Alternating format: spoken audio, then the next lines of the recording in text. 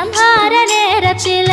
சமுத்திரம் பின்வாங்கும் சந்தோஷ திருநாளில் நல்லருளை தாரும் ஐயா முருகன் என்று முழங்குது என் மனசு கடலை போல உன் கருணை பெருசு உப்பு காத்து ஊத காத்து சுத்தும் கடலு கரைய பார்த்து சத்தியமா கோயில் கொண்ட சுபையா எங்க குப்பத்துக்கு குலவிளக்கு நீ ஐயா